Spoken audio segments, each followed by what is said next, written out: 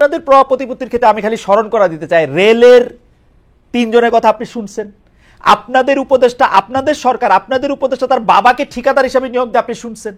আপনাদের উপদেষ্টার কথায় আরো বিভিন্ন জায়গায় বদলি হচ্ছে, তিনি নো স্পোক করতেছেন, সেটা শুনতেছেন। আপনাদের যারা মুখ্য সমন্বয়ক আছেন, আপনি সহ, তাদের মানে আপনি ছাড়া যারা আছেন তাদের অনেকের আলাদিনের চেরাগ পেয়েছেন, আপনি দেখতে পাচ্ছেন। কেউ গাড়ি পাচ্ছেন, কেউ বাড়ি পাচ্ছেন, কেউ অফিস পাচ্ছেন, কেউ ফোন করছেন, কেউ ব্যবসা করছেন। জিজ্ঞেস করলে বলছেন যে জামায়াতে ইসলামী নেতা আমাদেরকে গাড়ি দিয়েছে। জিজ্ঞেস করলে বলছেন যে 1000 খালেদ মহিউদ্দিনের মতো লোক আছে যারা আমাদেরকে গাড়ি দেয়। জিজ্ঞেস করলে বলতেছেন আমার জমিদারি আছে। How do you deal with ইট?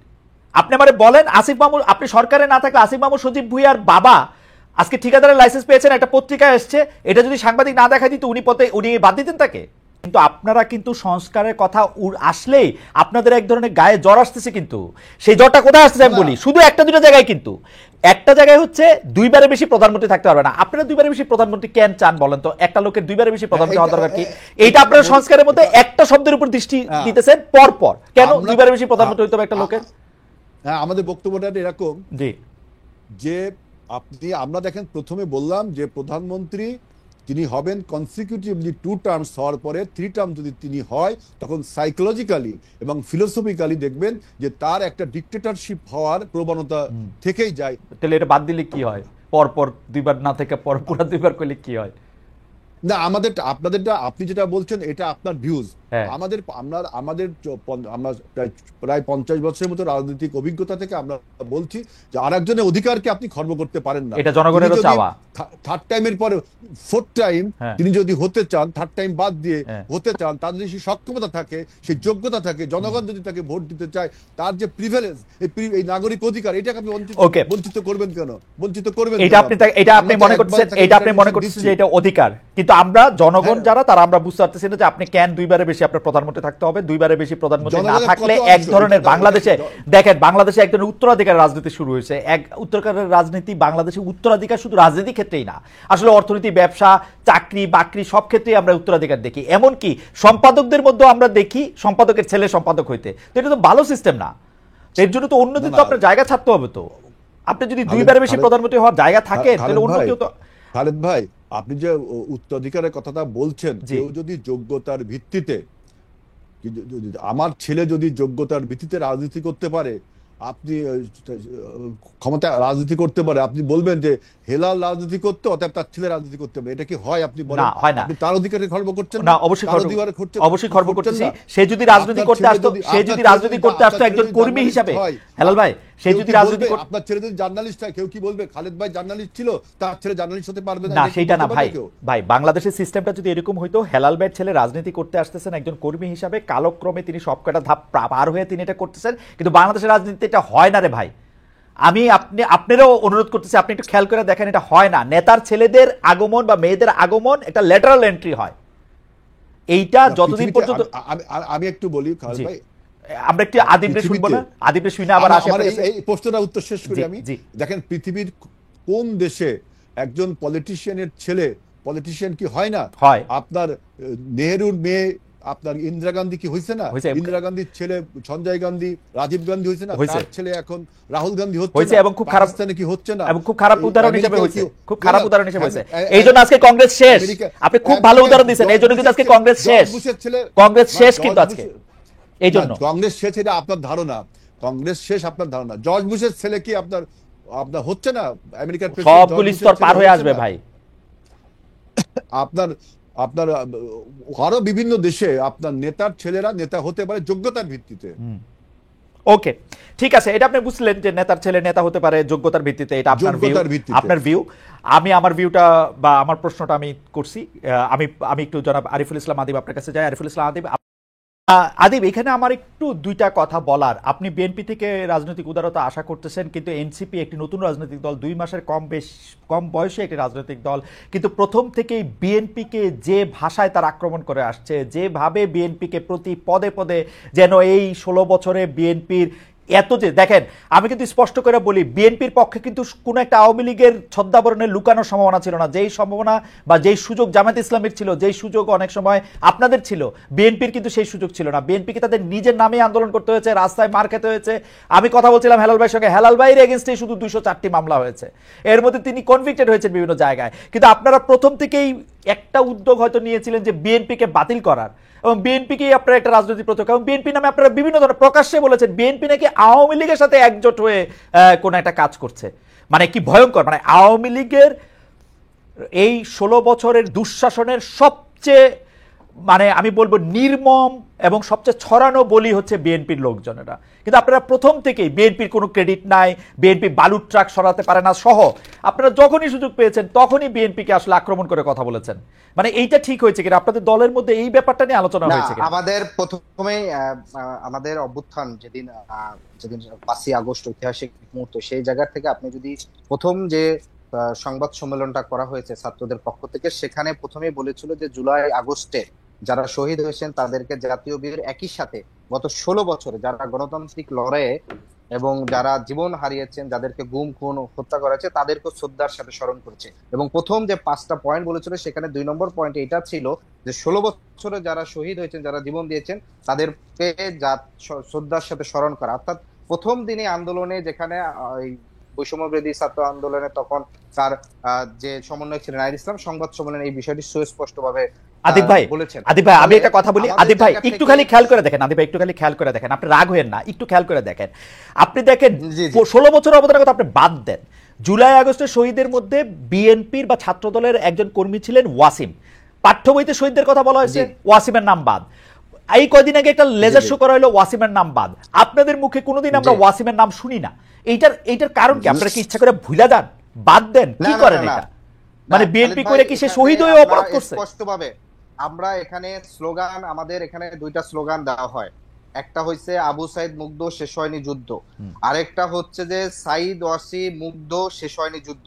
এই যে সাইদ ওয়াসিম মুগ্ধ এবং একই সাথে ওয়াসিমকে ওন করা এবং তাকে, এটাও কিন্তু আমাদের সেই স্লোগান দেওয়া হয়। আপনাকে যদি দেখতে চান, আমার এখন হয়তো সময় নেই, আমি স্পষ্ট করে আমাদের যে বিভিন্ন প্রোগ্রাম গুলো তো হয় সেখানে আপনার প্রোগ্রামগুলিতে, আমি একটু নিউ ইয়র্ক থাকি আদিব ভাই, আমারে মাফ করে দিন, আমি একটু নিউ ইয়র্ক থাকি, আমার পক্ষে তো আর প্রোগ্রামগুলিতে যাওয়া সম্ভব না। আমি নেতা কর্মীদের কথা শুনি ভাই। ওয়াসিমকে কোনোভাবেই আমরা কিন্তু ডিজোন করতেছি না। আর রাষ্ট্রীয়ভাবে যেটা বলছেন যে রাষ্ট্র এবং সরকারের সাথে আমাদেরকে একই সাথে মেলালে, একই ফ্রেমিং এ দেখলে, সেটা আমি মনে করি ঠিক না। বরং এই সরকারটা তো শুধু ছাত্রদের সরকার না কিংবা এনসিপির সরকার না, বরং এই সরকারটি হচ্ছে একটি অভ্যুত্থান পরবর্তী সরকার। যেই সরকার গঠনে বিএনপির ভাইস চেয়ারম্যান তারেক রহমান তিনি প্রত্যেকটি নাম ধরে ধরে সেখানে মতামত দিয়েছেন, যাকে তার পছন্দ হলে তার বিষয়ে তিনি আপত্তি জানিয়েছেন, তিনি গভর্নমেন্টে আসতে পারেন না।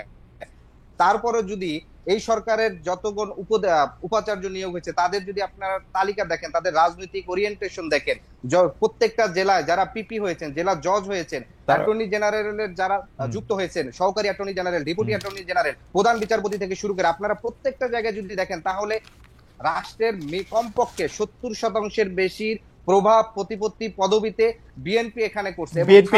বিএনপি না না, প্রভাব প্রতিপত্তি যদি আপনি প্রভাব প্রতিপত্তির কথা যদি আপনি বলেন, আদিব ভাই আমি একটা কথা বলি, আদিব ভাই আমি একটা কথা বলি, কিংবা হচ্ছে কি জায়গা করছেন সুস্পষ্টভাবে প্রভাবিত, ফলে তারপরে যদি আপনি আদিব ভাই সরকারের জায়গা থেকে, জি ভাই আদিব ভাই আমি একটা কথা বলি, আপনি যদি দেখেন যে 16 বছর আওয়ামী লীগ সরকারের আমলে আওয়ামী লীগ তার সুবিধা মতো লোকজনকে বিভিন্ন জায়গায় বসিয়েছে। এখন আপনি যদি আওয়ামী লীগ আমলে যারা সুবিধাজনক জায়গা থেকে বসে আছে তাদেরকে যদি আপনি সরাতে চান, তাহলে আপনি যেহেতু বিএনপি মানে প্রায় 50 বছরের পুরনো একটি রাজনৈতিক দল, তাদের লোকজনই তো, তাদের মনোভাবের লোকজনই তো আসবে, মানে এনসিপির মনোভাবের লোকজন তো আসবে না। কিন্তু সেইটা না, আপনি প্রভাব প্রতিপত্তির ক্ষেত্রে, আপনাদের প্রভাব প্রতিপত্তির ক্ষেত্রে আমি খালি স্মরণ করা দিতে চাই, রেলের 3 জনের কথা আপনি শুনছেন, আপনাদের উপদেষ্টা, আপনাদের সরকার, আপনাদের উপদেষ্টা তার বাবাকে ঠিকাদার হিসেবে নিয়োগ দিয়ে আপনি শুনছেন, আপনাদের উপদেষ্টার কথায় আরো বিভিন্ন জায়গায় বদলি হচ্ছে, তিনি নো স্পোক করতেছেন সেটা শুনতেছেন। আপনাদের যারা মুখ্য সমন্বয়ক আছেন, আপনি সহ, তাদের মানে আপনি ছাড়া যারা আছেন তাদের অনেকের আলাদিনের চেরাগ পেয়েছেন, আপনি দেখতে পাচ্ছেন, কেউ গাড়ি পাচ্ছেন, কেউ বাড়ি পাচ্ছেন, কেউ অফিস পাচ্ছেন, কেউ ফোন করছেন, কেউ ব্যবসা করছেন। জিজ্ঞেস করলে বলছেন যে জামায়াত ইসলামী নেতা আমাদেরকে গাড়ি দিয়েছে, জিজ্ঞেস করলে বলছেন যে 1000 খালেদ মহিউদ্দিনের মতো লোক আছে যারা আমাদেরকে গাড়ি দেয়, জিজ্ঞেস করলে বলতেছেন আমার জমিদারি আছে। How do you deal with it? আপনি আমারে বলেন, আসিফ মামুন, আপনি সরকারে না থাকলে আসিফ মামুন সজীব ভুঁইয়ার বাবা আজকে ঠিকাদারের লাইসেন্স পেয়েছেন, একটা পত্রিকায় আসছে, এটা যদি সাংবাদিক না দেখাই দিত উনি বাদ দিতেন তাকে? বাদ দিতেন, কারণ আমার কাছে মনে হচ্ছে যে আসিফ মাহমুদ সজীব ভুঁইয়া যে জায়গার দায়িত্ব পালন করছেন সেই জায়গা থেকে এখানে ওনার বাবা আমার কাছে যে আপনার হচ্ছে জেলা পর্যায়ের একটা ঠিকাদারির জন্য আবেদন করছেন, একই জায়গা থেকে তিনি হয়তো আবেদন করতে পারেন, কিন্তু এটা কনফ্লিক্ট অফ ইন্টারেস্ট যায়, সেই জায়গা থেকে আবেদন করতে পারেন না। যদি আসিফ মাহমুদ সজীব ভুঁইয়ার জানতেই হয়তো, আমার কাছে যেটা তিনি একটা ব্যাখ্যা দিয়েছেন সেটা সত্য কি মিথ্যা সেটা জনগণ কিংবা সবাই ঠিক করবে, কিন্তু আমার কাছে মনে হচ্ছে যে এর চেয়ে তো যদি তার বাবাকে আর্থিকভাবে সুবিধা দেওয়া কিংবা বলেন, তাহলে সেটার জেলা পর্যায়ের ঠিকাদার না, কিন্তু চাইলে আপনি তাকে আরো বড় কিছু আরো বড় কিছু আমরা জানবো কেমনে? আরো বড় কিছু আমরা জানবো কেমনে? তার এপিএস এর নামে 311 কোটি টাকা অন্যায়ের অভিযোগ।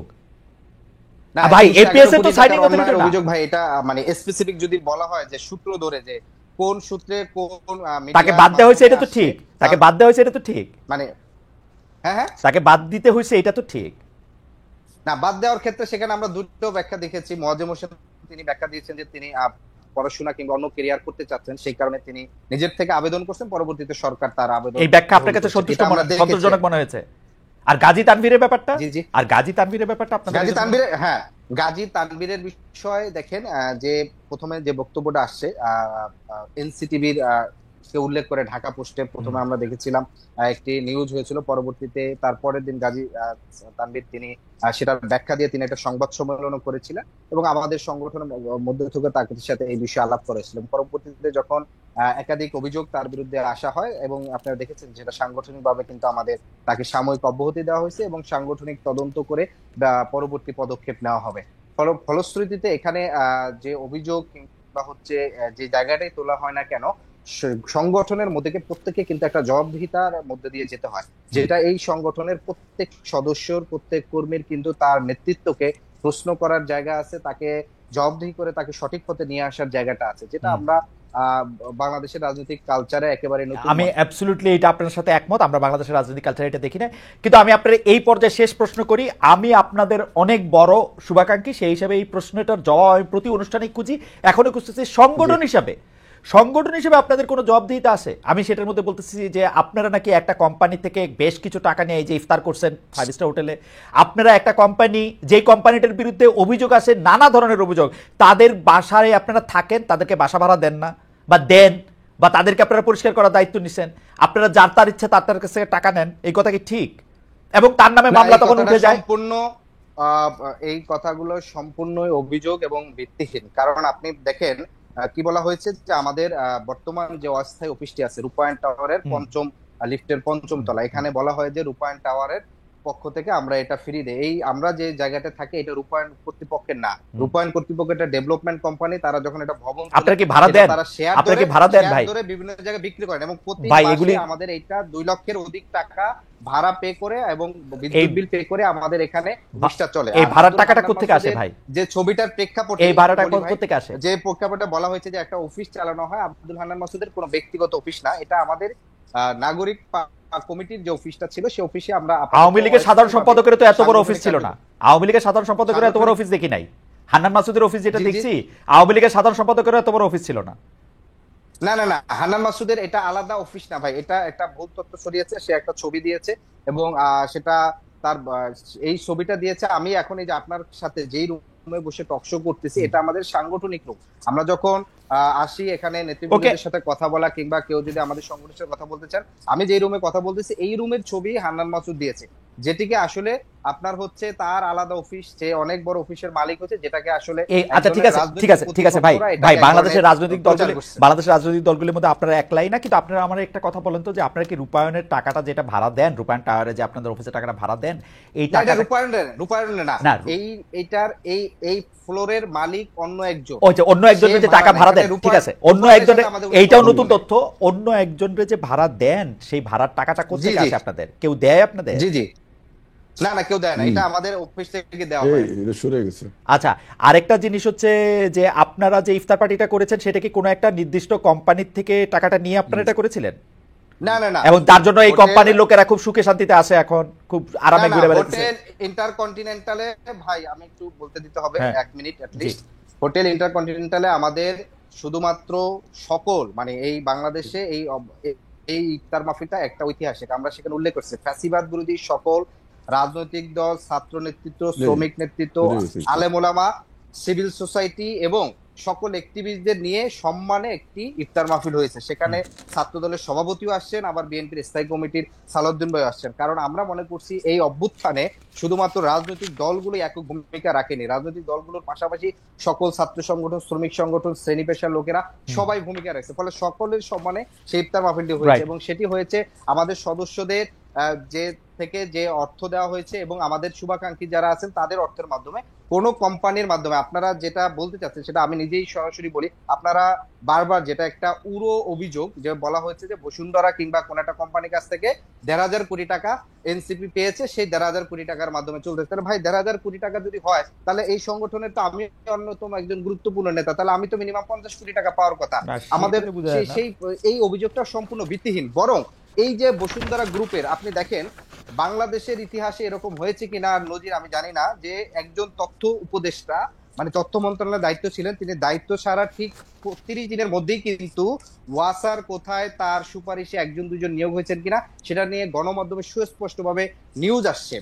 আমার কথা হচ্ছে যে আমরা যদি মিডিয়ায় যদি আমাদের উপর কন্ট্রোল থাকতো, মানে তাহলে এই যে এই অভিযোগগুলো করা হয় যে 1,500 কোটি টাকা, এটা নিয়ে সুস্পষ্ট আমরা কোনো নিউজ বলেন প্রমাণপত্র দেখি না। ফলে এটা হচ্ছে বিরোধী দলগুলো আমাদের যে পুরনো যে রাজনৈতিক সংস্কৃতি যেটা আগে হয়েছিল, যে বিরোধী রাজনৈতিক পক্ষকে জাল করার জন্য।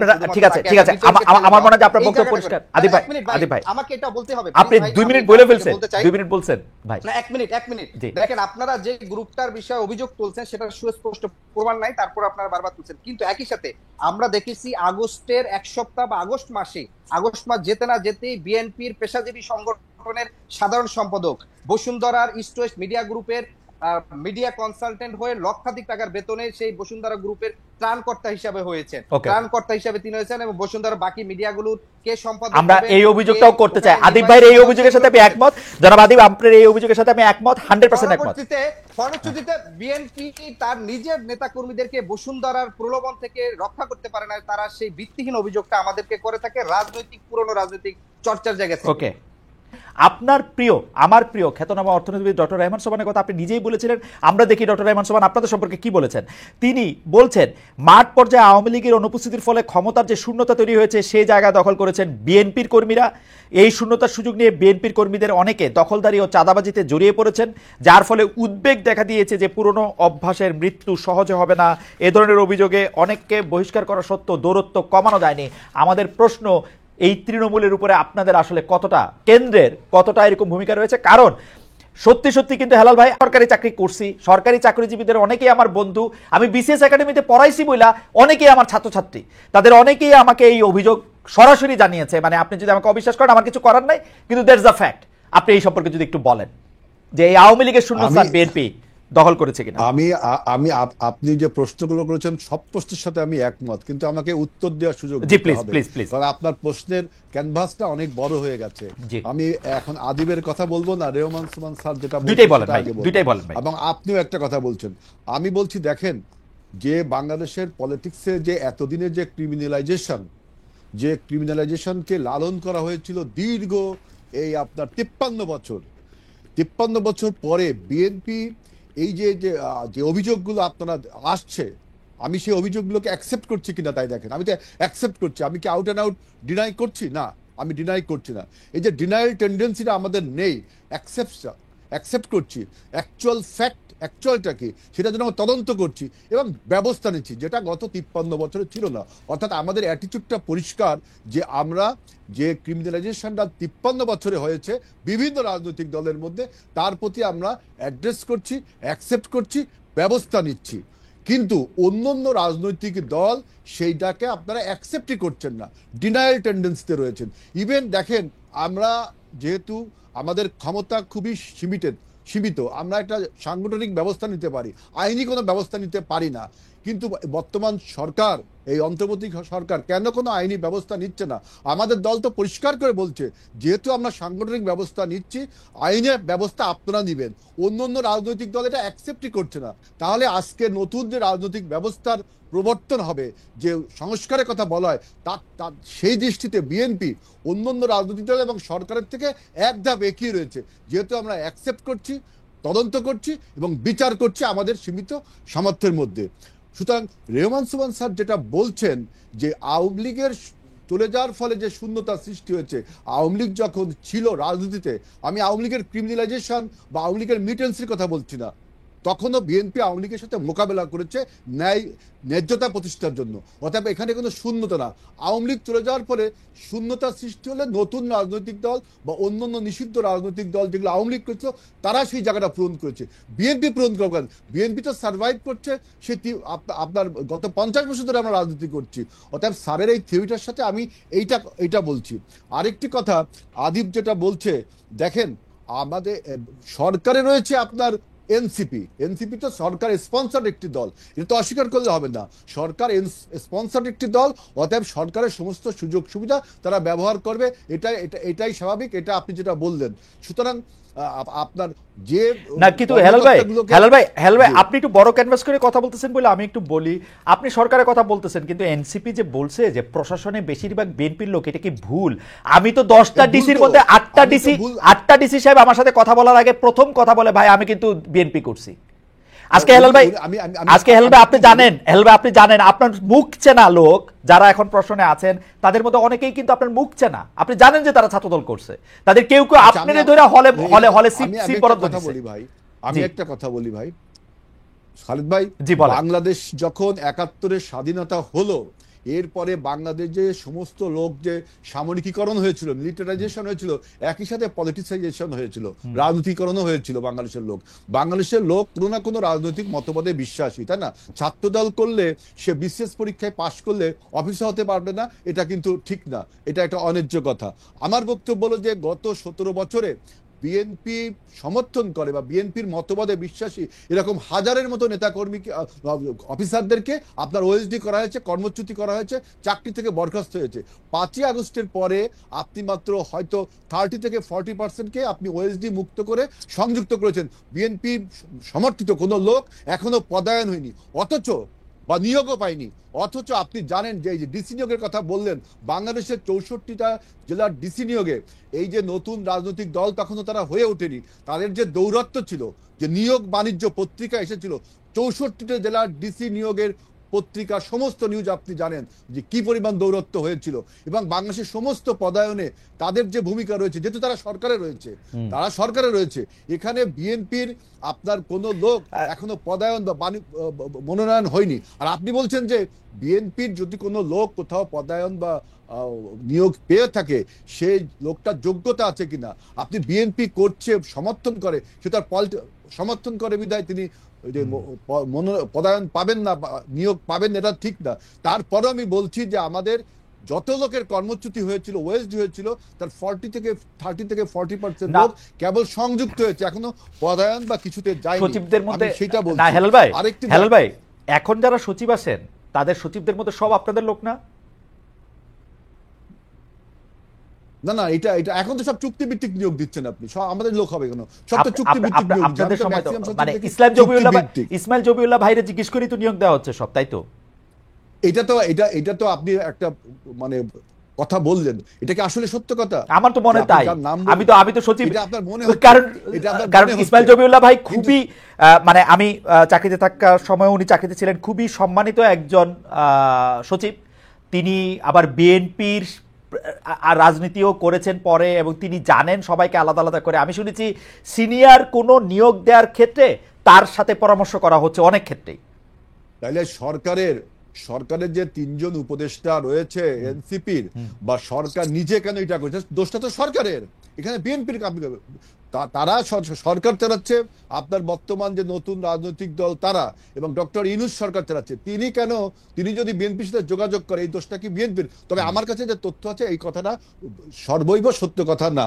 যেমন ওই যে আদিব বলল যে এনসিপির সাথে কিন্তু আমরা কথা বলবো না, এটা কিন্তু আমরা বলিনি। আমরা বলছি সময় ফুরিয়ে যায়নি, সময় চলে যায়নি, আমরা আলোচনা করব। আর ওরা যে বিক্ষিপ্ত আলোচনা করছে, এইটা বলছি এই জন্য দেখেন যে ওরা বলছে যে আপনার কি সংস্কার চাই, আমরা বলছি সংস্কার চাই, কিন্তু সংস্কার যে ধীর গতি, সংস্কারের যে স্লো মোশন, এইটার জন্য তারা কোনো প্রতিবাদও করছে না যে কেন সংস্কার ধীর গতিতে হচ্ছে।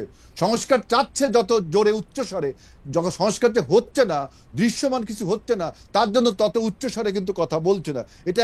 এইটা একটা সন্দেহজনক বিষয় না? তারপরে বলছে যে এই ফ্যাসিবাদের তারা বিচার চায়, এটা তারা বলছে। আমরাও বিচার চাই, আমরা নির্দিষ্ট করে বলেছি যে কিভাবে কি করতে হবে, কিন্তু এরা বিচার চাই আবার প্রান্তিক পর্যায়ে যখন কমিটি গঠন করা হয় তাদের, তখন এই ফ্যাসিবাদের এই মাফিয়াদের কিন্তু রিহ্যাবিলিটেশন প্রান্তিক পর্যায়ে হয় না। কিন্তু অন্যান্য ধর্ম রাজনৈতিক দল এই কাজে জড়িত।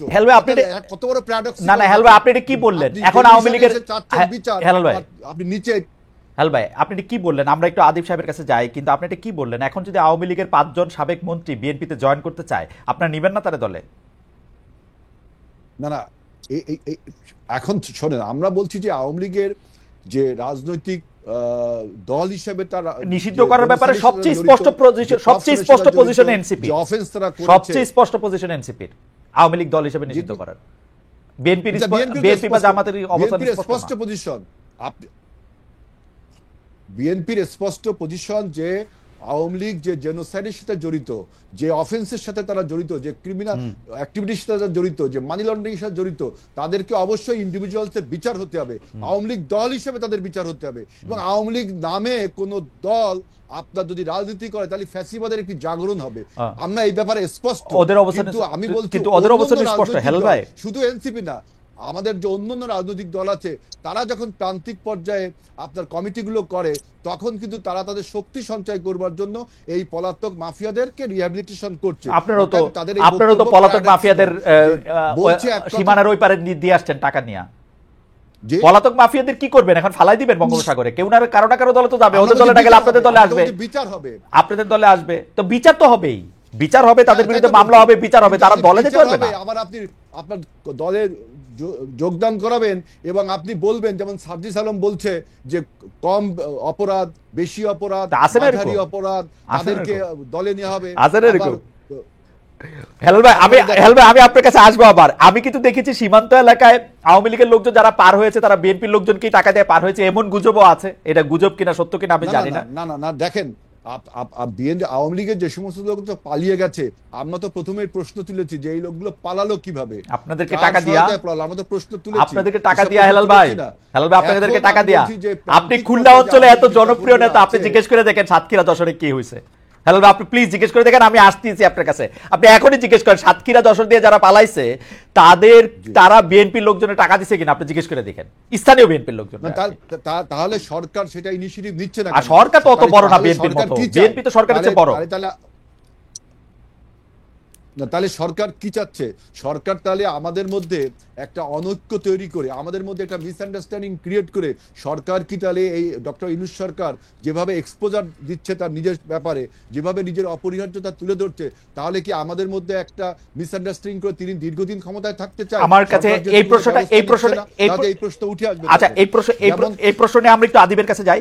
আদিব, জনাব আরিফুল ইসলাম আদিব, আপনি খেয়াল করেছেন যে আমি দুইটা জিনিস একটু বলতে চাই, যে এই যে ধরেন ক্ষমতার অপব্যবহার, ক্ষমতার মধ্যে থেকে বিভিন্ন রকম দুর্নীতি, গত কয় মাসে তো 7-8 মাস মাত্র আসছে, এই 7-8 মাসের মধ্যে তো কম হইল না। এপিএস, উমুক তুমুক, আপনি কি মনে করেন না আপনাদের সাথে যারা আপনাদের সহযোদ্ধা ছিল, সেই সহযোদ্ধা জনাব আসিম আহমদ সজীব ভুঁইয়া বা জনাব মাহফুজ, তাদের এখনই পদত্যাগ করে আসলে দলের মধ্যে চলে আসা উচিত, নাকি তারা সরকারের থেকে তারা আপনাদের জন্য কি উপকার করতেছেন সেইটা কি একটু আপনি বলবেন? বা সরকারে কেন তারা এখন অপরিহার্য সেটা কি একটু বলবেন? কারণ তারা যত বেশি সরকারে থাকবেন এই ধরনের অভিযোগ অনেক বেশি উঠবে।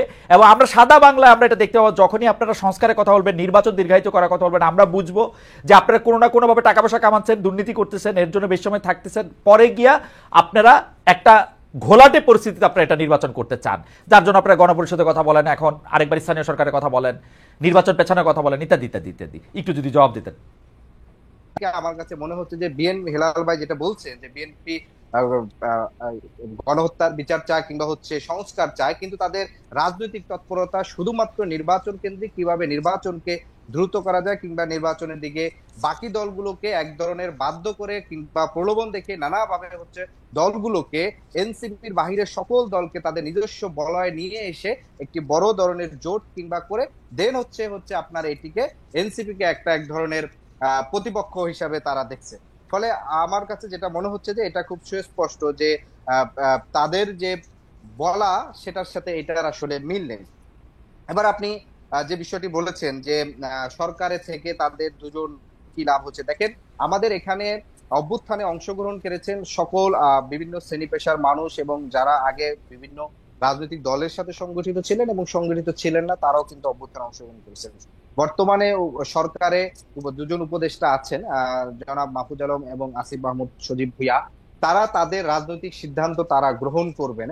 বিষয়টি এরকম কখনই নয় যে তারা দুজন সরকারে আছেন সেখান থেকে তাদের একটি রাজনৈতিক দলকে প্রেরণ করবেন কিংবা আদিব আমার প্রশ্ন হচ্ছে আপনাদের যদি এনসিপি না এখানে দুইটা বিষয় স্পষ্ট ভাবে যদি এনসিপি রাজনৈতিক দল হিসাবে তার সম্ভাবনাময় হয় তাহলে তারা এনসিপি তে যোগদান করবেন, তারা তো বিএনপি তো যোগদান করতে পারেন। বিএনপি যদি তাদেরকে এর থেকে আরো ভালো যদি কোন ধরনের রাজনৈতিক ভাবে আকৃষ্ট করতে পারে। আরেকটি বিষয় হচ্ছে যদি আবার বিপরীত দিকে যদি হতে পারে যে তারা রাজনৈতিক সরকারের থেকে খুব সুনাম সফল করেছেন এবং তারা দেখেছেন বিপরীতে এনসিপি সেই অনুযায়ী প্রত্যাশিত দল হতে পারে না, তাহলে তারা এনসিপি তে নাও আসতে পারেন।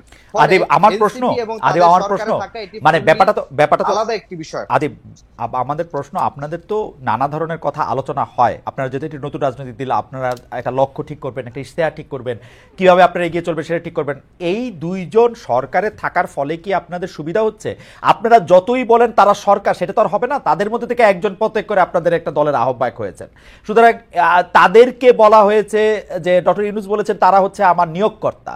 সুতরাং এই সরকারকে আপনাদের সরকার ছাড়া, এই উপদেষ্টাদের আপনাদের উপদেষ্টা ছাড়া কোনো কিছু বলা আসলে কঠিন। আমার প্রশ্ন, আপনাদের দুজন সহযোদ্ধা যারা আসলে মাঠের যোদ্ধা ছিল, তাদের দুইজনের এখন সরকারে থাকাটা আপনাদের দলের জন্য কতটা জরুরি? আপনাদের জন্য, তাদের জন্য কতটা জরুরি সেটা জরুরি না, এটা তার রাজনৈতিক সিদ্ধান্ত, তিনি ব্যক্তিগতভাবে সিদ্ধান্ত গ্রহণ করেছেন। ব্যক্তিগতভাবে দলের থেকে কোনো সুবিধা নেই। আপনারা তো এই দুইজন দলে থাকার ফলে আপনারা বিভিন্ন সুবিধা তো পাচ্ছেন, তাই না? না না, আমাদের কোনো ধরনের রাজনৈতিক সুবিধা দেওয়া হচ্ছে না। আপনারা ধরেন আসিফ মাহমুদ সজীব ভুঁইয়া যেই মন্ত্রণালয়ে আছেন, সেই মন্ত্রণালয়ের বিভিন্ন কাজ কর্ম, নিয়োগ, তদবির, বাণিজ্য, এগুলি ক্ষেত্রে তো আপনাদের লোকজন ফোন করেন, যান, করেন, তা তো করেনি, তাই না? বা জনাব মাহফুজ আলম তথ্য মন্ত্রণালয়ে আছেন, পূর্ব পরিচিত জায়গা থেকে, সেটা শুধু এনসিপি না, এটা বিএনপিরও অনেক যারা আছেন তারাও যোগাযোগ করেন। আপনি ওই বর্তমানে যে আসিফ মাহমুদ সজীব ভুঁইয়ার মন্ত্রণালয়ের মাধ্যমে যে উত্তরের প্রশাসক দেওয়া হয়েছে কিংবা আপনার জায়গা, সেই জায়গা থেকে আপনি যোগাযোগ করবেন। সামনে যে এই যে উত্তরের কোরবানি উপলক্ষে যে হাট কিংবা বাজারগুলো দেখা হবে, প্রত্যেকটা এলাকায় বিএনপির ভবিষ্যৎ যারা এমপি প্রার্থী, হবু প্রার্থী, প্রত্যেকেই প্রশাসকের সাথে যোগাযোগ করছেন হাটগুলো নিয়ন্ত্রণ নেওয়া কিংবা তাদের প্রভাব প্রতিরোধ বিস্তার করা। যোগাযোগ করছি, আমরা সুবিধা নিচ্ছি, এই অভিযোগটা আসলে কোনোভাবেই সম্পূর্ণ নয়। আদিব, আপনি জাহাঙ্গীরনগরের একজন ছাত্র, আলোকিত ছাত্র, এবং আপনি সাংবাদিকতার সঙ্গেও ছিলেন। আপনি ক্রিটিক্যালি, মানে অন্য অনেক মানুষের তুলনায় আপনার ক্রিটিক্যাল ফ্যাকাল্টি অনেক স্ট্রং। আপনার কাছে কি মনে হয় উত্তর দক্ষিণে যে প্রশাসক নিয়োগ দেওয়া হয়েছে সেগুলি খুব স্বাভাবিক প্রক্রিয়া নিয়োগ দেওয়া হয়েছে? এটা কি ক্রিটিক্যালি একটা রাজনৈতিক দল হিসেবে আপনাদের এটা ক্রিটিক্যালি দেখার দরকার আছে, নাকি আপনারা যেহেতু সুবিধাভোগী সেই জন্য আপনারা এটা থেকে কিছু বলতেছেন না? মানে আমার ইচ্ছা হলো, মানে আপনার কাছে মনে হয় না ব্যাপারটা অনেকটা হাসিনা, এই কাজটা শেখ হাসিনার মতো করে করা হয়েছে? না না খালেদ ভাই, এখানে সুস্পষ্টভাবে আমাদের রাজনৈতিক জায়গা থেকে রাজনৈতিক দল হিসাবে আমরা মনে করি শুধু ঢাকা মহানগর উত্তরের প্রশাসক নয়, বরঞ্চ বাংলাদেশের সকল জায়গায় যে বর্তমানে স্থানীয় সরকার পর্যায়ে সাধারণ নাগরিকের সেবা পেতে যে ধরনের ভোগান্তি পেতে হচ্ছে, একটা জন্ম নিবন্ধনের কাগজ করতে গেলে কিংবা আপনার যে প্রক্রিয়া প্রশাসকের তো দরকার আছে, যে প্রক্রিয়া নিয়োগ দেওয়া হয়েছে সেই প্রক্রিয়াটা ঠিক আছে থেকে সেই জায়গা থেকে প্রশাসক নয়, আমরা বলছি যে বরঞ্চ সরকারের উচিত স্থানীয় নির্বাচনে সরাসরি এগিয়ে যাওয়া। কোন প্রক্রিয়া তারা ভাগ ভাগ করে যে প্রক্রিয়ায় প্রশাসক নিয়োগ দেওয়া হয়েছে, এটা ঠিক আছে? না না, প্রশাসক শুধুমাত্র ঢাকা মহানগর উত্তরে সম্ভবত প্রশাসক দেওয়া হয়েছে, অন্য জায়গাগুলোতে দক্ষিণে একজন সরকারি লোক সম্ভবত প্রশাসক দেওয়া হয়েছে। এটা ঠিক আছে? চট্টগ্রামে তো বিএনপির যে আছেন তিনি নিজেই মামলা করে পেয়েছেন। এটা ঠিক আছে? এখনো মামলা চলমান, এটা প্রক্রিয়াটা ঠিক আছে? প্রক্রিয়াটা আমার কাছে মনে হচ্ছে সরাসরি ইলেকশনের আয়োজন করাটাই উচিত ছিল। কারণ হচ্ছে যে মেয়াদ শেষ হয়ে গেছে ঢাকা মহানগর উত্তর দক্ষিণে, সেই জায়গা থেকে এভাবে নিয়োগ প্রক্রিয়া না দিয়ে বরঞ্চ গণতান্ত্রিক প্রক্রিয়ার দিকে এগিয়ে গেলে ভালো হবে। ঠিক আছে, আমরা একটু জনাব আজল বাড়ি হেলাল আপনার কাছে যাই। আমরা এই বিষয়টা দেখতেছি যে এখন দুইটা বিষয় আপনি একটু দৃষ্টি আকর্ষণ করতে চাই, যে অনেক রাজনৈতিক দল জন্ম নিতেছে এই কয়দিনের মধ্যে।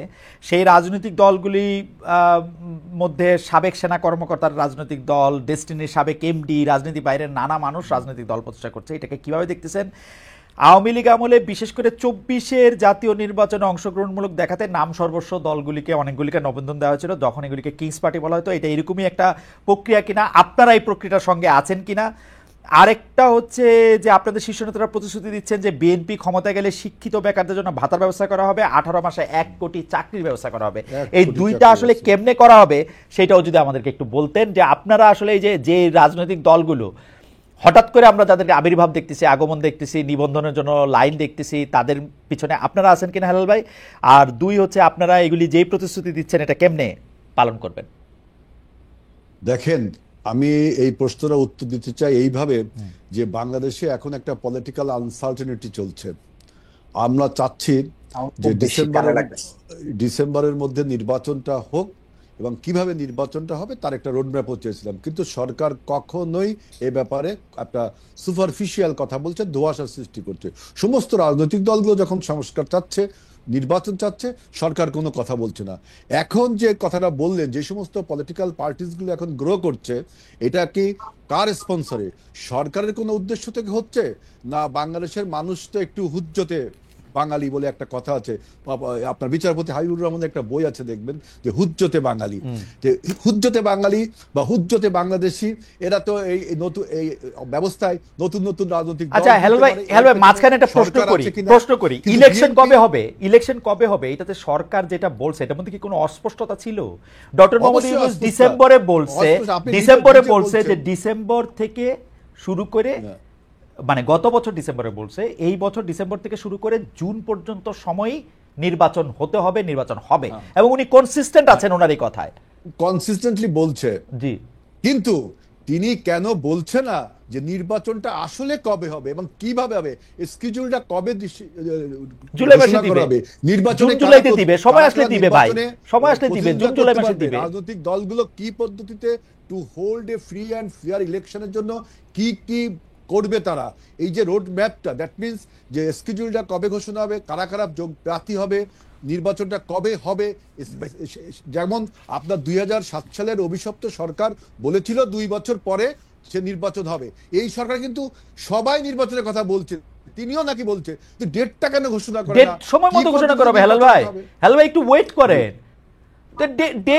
নির্বাচনের তফসিল বা ডেট রোডম্যাপ ঘোষণা করবে নির্বাচন কমিশন, এটা সাধারণত 6 মাস আগে ঘোষণা করে। আমরা কি ডিসেম্বরে 6 মাস আগে? এখন এটা এপ্রিল মাস, মে মাস হয়েছে, জুন মাস হয়েছে।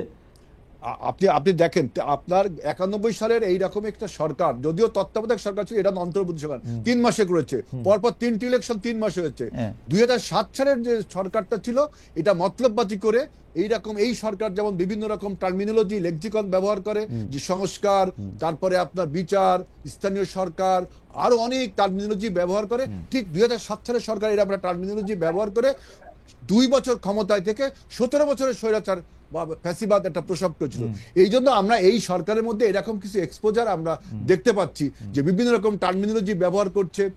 সবাই যখন সংস্কার চাচ্ছে, সবাই যখন নির্বাচন চাচ্ছে, যে সেই নির্বাচনটা তিনি ঘোষণা করছে না, সবসময় সুপারফিশিয়াল একটা। হেলাল ভাই, ঘোষণা তো করছে, তো মানে আপনারা কেন এটা নিতে চাইতেছেন না? ঘোষণা তো করছে, চিৎকার করে বলছে ডিসেম্বরে হবে, জুনে হবে, ডিসেম্বরে হবে, জুনে হবে। না না, উনি বলছে ডিসেম্বর টু জুন।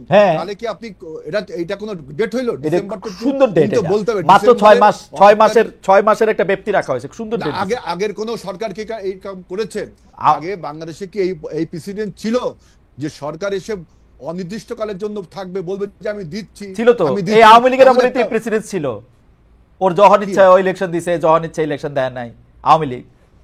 আর আওয়ামী লীগ তো আপনার বেঞ্চমার্ক হতে পারে, আওয়ামী লীগ তো স্ট্যান্ডার্ড হতে পারে না। আওয়ামী লীগ তো বাংলাদেশের পলিটিক্সকে এই পর্যায়ে নিয়ে গেছে, আওয়ামী লীগকে তো উৎখাত করা আছে।